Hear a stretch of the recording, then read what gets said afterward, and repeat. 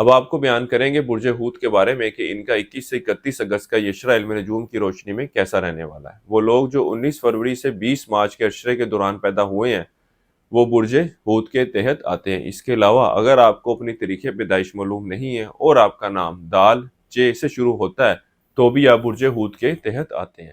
اس عشرے کا آغاز آپ کے اپنے والدین کے ساتھ کچھ خراب رویے کو ظاہر کر رہا ہے اور ان کے ساتھ آپ کے خراب تعلقات کے قیام کو بھی ظاہر کر رہا ہے۔ اس عرصے کے دوران آپ کے مزاج میں اچانک تبدیلی رونما ہوگی۔ اس عشرے کا آغاز آپ کی اچھی اور بہتر صحت کو ظاہر کر رہا ہے۔ دفتری معاملات کو لے کر کچھ پریشان نظر آئیں گے، لیکن یہ ایسا وقت نہیں ہے کہ آپ ان معاملات کو اپنے ذہن پر سوار کر لیں۔ اگر آپ کوشش کریں تو ان معاملات سے نکل سکتے ہیں۔ یہ عشرہ آپ کے بیرون ملک جانے کے لیے کی گئی کوششوں کے مثبت نتائج کو رونما کر رہا ہے۔ ان دنوں میں بیرون ملک جانے کے لیے ضرور اپلائی کریں، اللہ کے فضل و کرم سے بہتر نتائج کا حصول ہوگا۔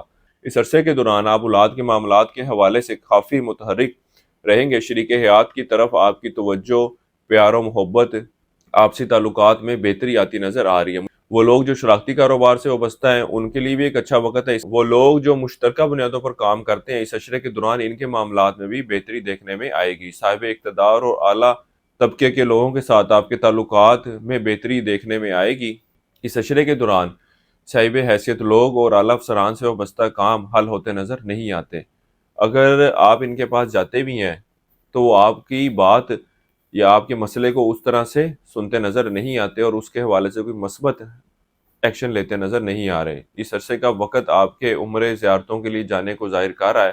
اس عشرے کے دوران آپ کھانے پینے کے معاملات کے حوالے سے کچھ بد پرہیزی کرتے نظر آ رہے ہیں اور جس کی وجہ سے آپ کو صحت میں خرابی آتی نظر آئے گی۔